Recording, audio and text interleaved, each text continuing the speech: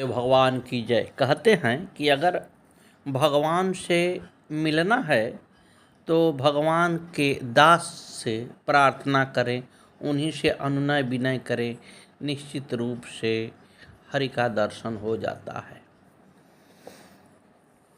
एक बार सूर्यपुत्र पृथु ने अपनी माँ से पूछा, माँ मेरे पिता कौन हैं? माँ द्वारा सूर्य का नाम बताने पर पृथु सूर्य से मिलने का हठ करने लगा। माँ ने बताया कि सूर्य हमसे बहुत दूर हैं, मगर वह नहीं माना तो माँ ने उसे आज्ञा देते हुए सूर्य द्वारा भेंट में दिए गए रथ भी दे दिए। पृथ्वी सूर्य के पास जा पहुंचा और परिचय देते हुए कहा, पिताश्री, मैं आपके रथ के संचालन की इच्छा लेकर आपसे मिलने आया हूँ। कृपया मुझे अपना रथ और आज्ञा प्रदान करें। अनमने मन से पृथु को अपना रथ देते हुए सूर्य ने कहा, रथ निश्चय मार्ग पर ही चलाना, अन्यथा पृथ्वीवासी झुलस उठेंगे।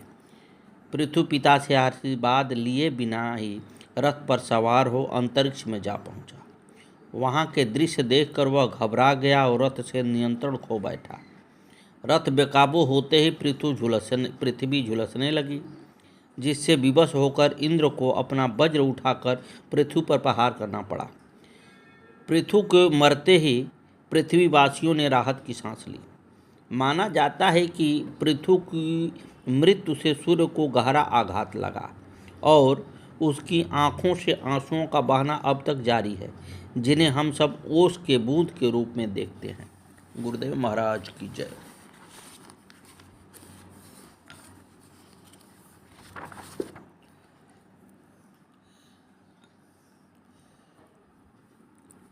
तमिल वैष्णव संतों में महात्मा शठकोप का स्थान बहुत ऊंचा और आदर के योग्य गिना जाता है। इनका तमिल नाम नम्बालवार है और तमिल इन्हें जन्म सिद्ध वैष्णव मानते हैं। इनके प्रसिद्ध नाम शठकोपन और मारन भी हैं। ये भगवान विष्णु के प्रमुख पार्षद विशक्सेन के अवतार माने जाते हैं। शठकोपन के पिता का नाम करिमारन था। ये पांड्या देश के राजा के यहाँ किसी ऊंचे पद पर थे और आगे चलकर कुरुगनाडु नामक छोटे राज्य के राजा हो गए, जो पांड्य देश के ही अधीन था। शठकोप का जन्म अनुमानतः तिरुकुरुकूर नामक नगर में हुआ था, जो तिरुनेलवेली जिले में ताम्रपर्णी नदी के तट पर अवस्थित था। इनके संबंध में यह कथा प्रचलित है कि जन्म के बाद 10 दिन तक इन्हें भूख प्यास कुछ भी नहीं लगा।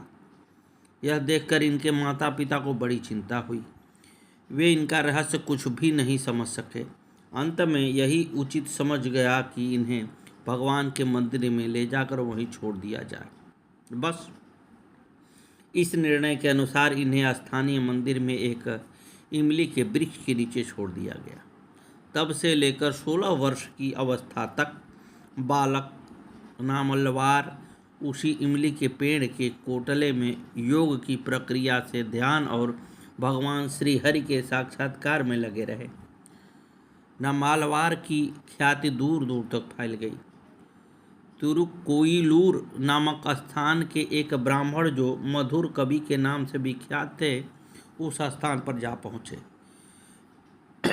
जहाँ से बालक भक्त अपने भगवान श्री नारायण का ध्यान करते थे।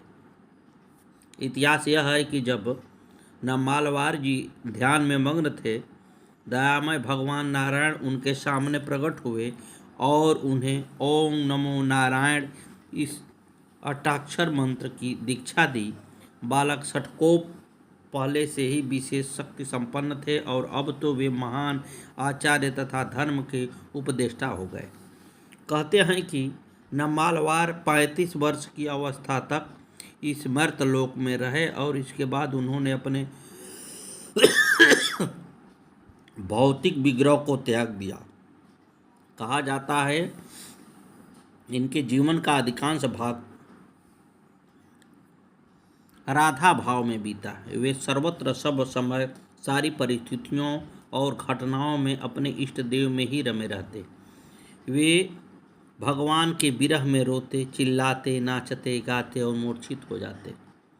इसी बीच में इन्होंने कई भक्तिभावपूर्ण धार्मिक ग्रंथों की रचना की, जो बड़े विचारपूर्ण, गंभीर और भगवत प्रेरित जान पड़ते हैं। इनके प्रधान ग्रंथों के नाम तिरुविरुत्तम, तिरुवासिरियम, पेरिय तिरुवंत और तिरुवाप्यमोली है। महात्मा षटकोप के ये 4 ग्रंथ 4 वेदों के तुल्य माने जाते हैं।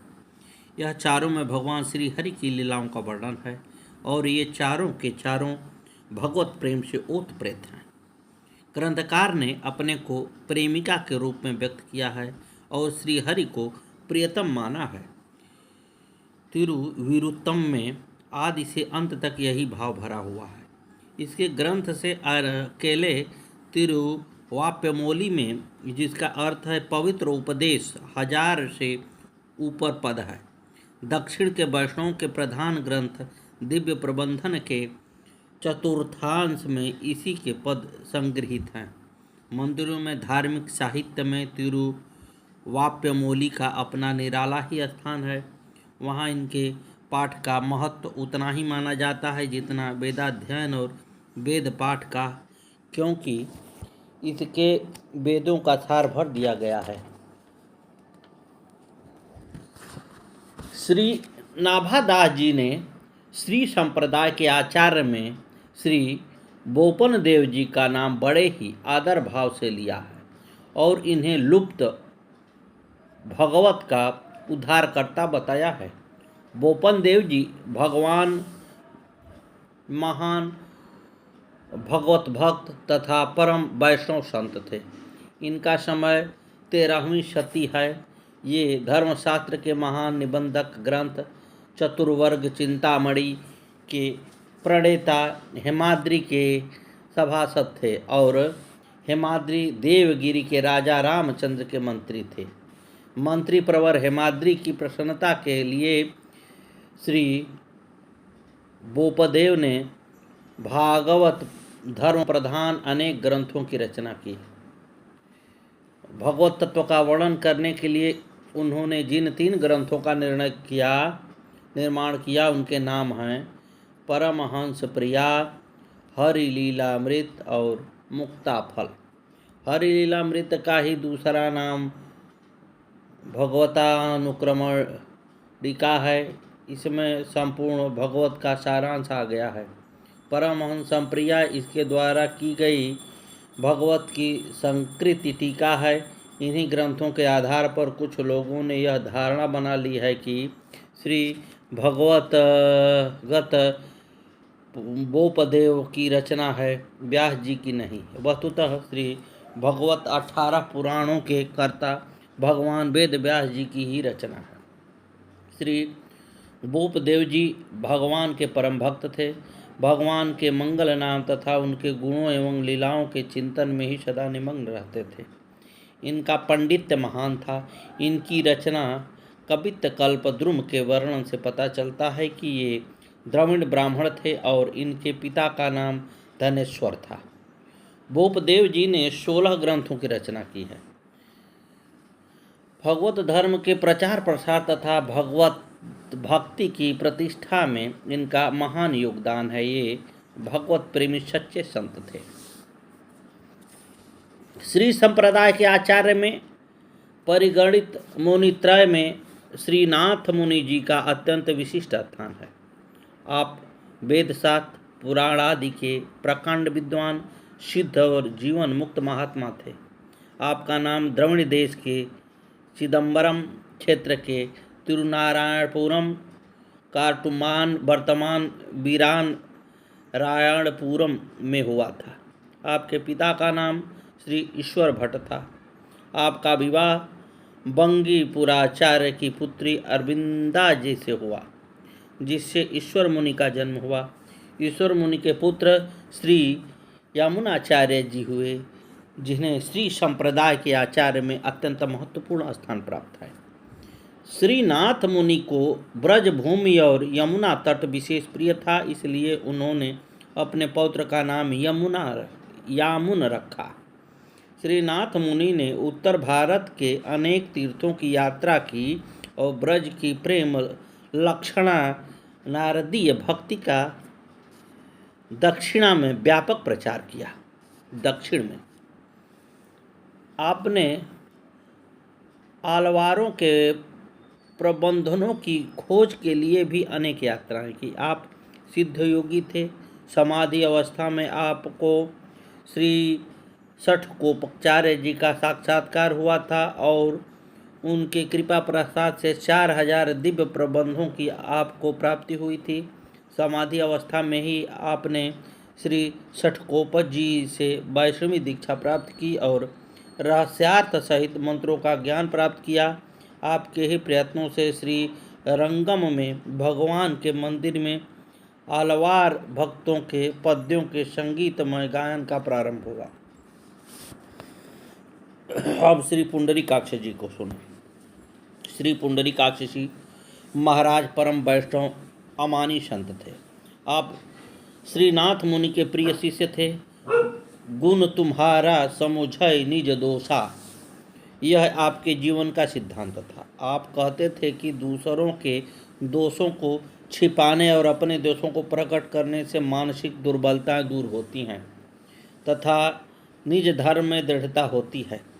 श्रीनाथ मुनि के शिष्य और प्रकांड विद्वान श्री श्री श्री राम मिश्र जी आपके समकालीन ही थे और आप में बड़ा आदर भाव रखते थे।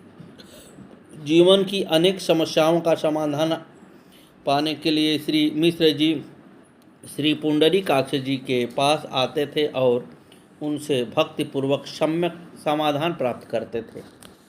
गुरुदेव भगवान की जय। श्री राम मिश्र जी श्री यमुनाचार्य जी के पितामह श्रीनाथ मुनि जी के अत्यंत प्रिय कृपा पात्र एवं विश्वास पात्र शिष्य थे। यहाँ तक कि श्रीनाथ मुनि जी ने अपने अंतिम समय में इन्हीं को श्री यमुनाचार्य जी की जिम्मेदारी दी थी, क्योंकि यमुनाचार्य जी के पिता ईश्वर मुनि का पहले ही परम धाम गमन हो चुका था। श्री मिश्र जी बड़े ही विद्वान और सदाचारी थे। वे सब में सर्वव्यापी परमात्मा का दर्शन करते थे। श्री यमुनाचार्य जी महान भक्त, भगवान के परम विश्वासी और विशिष्टाद्वैत सिद्धांत के प्रवर्तक थे। आपका जन्म सन 1010 ईस्वी में मदुरा में हुआ था। श्री वैष्णव संप्रदाय के आचार्य नाथ मुनि के पुत्र ईश्वर मुनि आपके पिता थे। पिता की मृत्यु के समय आपकी अवस्था मात्र 10 साल की थी। पितामह के संन्यास लेने पर आपका पालन पोषण दादी और माता की देखरेख में हुआ। आप बाल्यावस्था से ही अद्भुत प्रतिभाशाली और विद्वान थे। आपका स्वभाव बहुत मधुर, प्रेममय और उदार था। पंड्य राजा के महापंडित कोलाहल को शास्त्रार्थ में परास्त करने के उपलक्ष्य में महारानी ने आपको आधा राज्य सौंप दिया था। साथ ही आलवंदार की उपाधि से विभूषित किया था। श्री यमुनाचार्य जी और महापंडित कोलाहल में हुए शास्त्रार्थ की बड़ी रोचक कथा है, जो इस प्रकार है। राजा पांड्या के राज्य में कोलाहल नाम का एक विद्वान थे। उन्होंने शास्त्रार्थ में अनेक पंडितों को हराया था, अतः उन्हें महापंडित का राज सम्मान प्राप्त था। राजा को शास्त्रार्थ सुनने और कोलाहल को विद्वान पंडितों को हराकर अपमानित करने में विशेष आनंद आता था। इधर श्री यमुना मुनि की विद्वता की भी ख्याति फैल रही थी, जो राजा पंड्य के कानों तक पहुंची। उन्हें अपने महापंडित पर विश्वास था, अतः कौतूहलवशात उन्होंने श्री यमुना मुनि जी को कोलाहल से शास्त्रार्थ करने के लिए आमंत्रित किया और आने के लिए पालकी भेजी। श्री यमुनाचार्य जी जब पालकी पर बैठे आ रहे थे तो राजा रानी ने उन्हें महल के झरोखे से देखा। रानी को आचार्य श्री के चेहरे पर दिव्य तेज दिखाई पड़ा। उन्होंने महाराज से कहा कि ये कोई दिव्य महापुरुष हैं, कोलाहल पंडित इनसे जीत नहीं पाएंगे। राजा को अपने राज पंडित की विद्वता और पांडित्य पर बहुत गर्व था, अतः उन्होंने रानी की बात का प्रतिवाद करते हुए कहा कि महापंडित कोलाहल इन्हें जरूर हरा देंगे। रानी ने अपनी बात पर जोर देते हुए कहा, महाराज, यदि कोलाहल पंडित इन्हें हरा देंगे तो मैं रानी के स्थान पर आपकी दासी बन जाऊंगी, और यदि ये महापुरुष विजयी हुए तो आपको उन्हें अपना आधा राज्य देना होगा। राजा ने शर्त स्वीकार कर ली। समय पर राजा पंड्य का दरबार लगा। दोनों पंडित आमने सामने अपने अपने आसन पर विराजमान हो गए। कोलाहल ने घमंड में भरकर आचार्य श्री से कहा कि आप जो कुछ भी कहेंगे मैं उसका खंडन कर दूंगा। इस पर श्री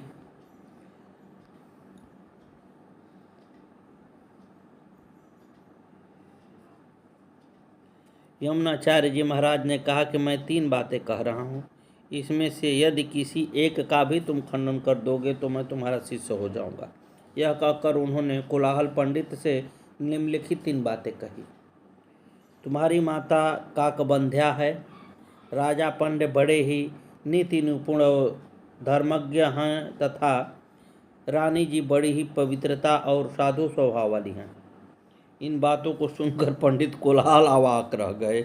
उनकी समझ में नहीं आया कि इस बातों का खंडन कैसे करें, क्योंकि वे अपनी माता के एकमात्र पुत्र थे, अतः माता के काकबंध्या होने की बात सत्य है।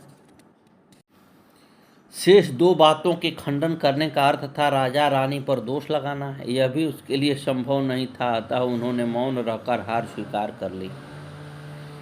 यमुनाचार्य जब 35 साल के हुए तो अपने देहावसान काल में नाथ मुनि ने अपने शिष्य प्रवर राम मिश्र से कहा, ऐसा न हो कि यमुन राज कार्य में ही अपना अमूल्य समय बता दें, विषय भोग में ही उनकी आयु बीत जाए।